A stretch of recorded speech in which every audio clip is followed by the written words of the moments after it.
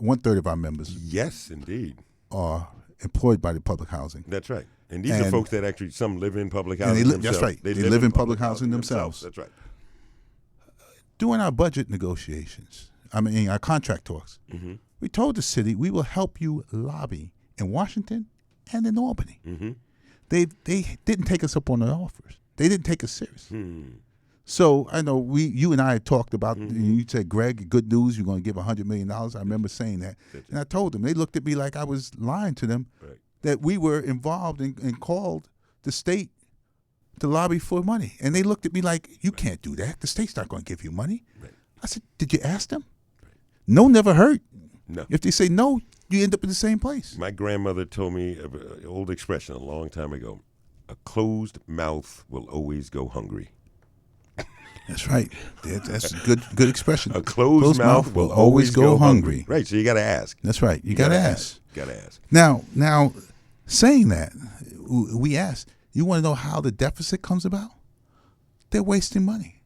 They overorder supplies. They don't know what they have. They give supplies away. Now they try. Somebody overordered. Then they were selling the supplies, giving them away, ordering things you don't need. I believe somebody was funding their business through housing. And supplies were going out the door because they didn't need them. So a lot of this went unchecked. The procurement process went unchecked. Scott Stringer, our controller, city controller, did an audit on this. He did do an audit. He did an audit, and he found out that these things were happening. You read something in the paper every day about how those things are going on. Right? So the deficit's created by mismanagement. In 2014, last year, before the chair was even hired, NYCHA had spent their overtime budget for the entire year. The overtime budget was spent before April 1st, 2014, and they wonder why they couldn't get things done. We have our maintenance workers walking around with their tool belts, and they don't have work tickets because when they go to the other work tickets, because the work was given to them a year in advance. So when you go to knock on the door, the people aren't home because nobody remembers.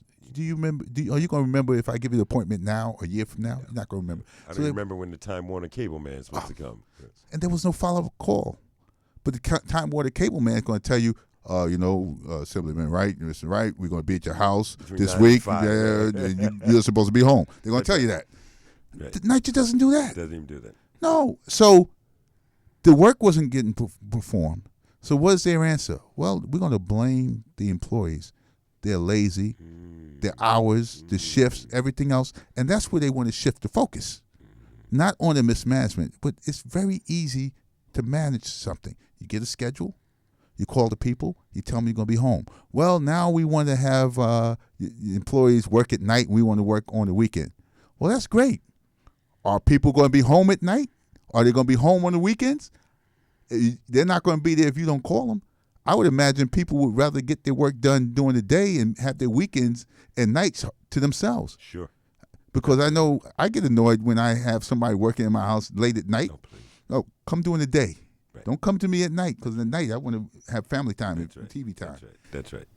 No, absolutely. Yeah. Well, it's interesting that you bring that up, Greg, because certainly when we, as a legislature, and when the governor signed that piece of legislation giving this $100 million to the New York City regarding our New York City public housing developments, there was a bit of an argument between the mayor and the governor, and that was the governor wanted to ensure that the money would go through HCR, the state agency, and that they would have oversight over the money, and then the mayor wanted the money to go directly to public housing.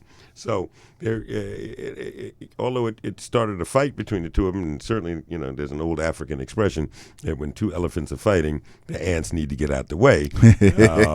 But I thought it's turned out to be sound public policy on the governor's part to make sure that there is oversight of that money, that $100 million, and making sure that the state agency, the state housing agency, does have some oversight in terms of where that money does go.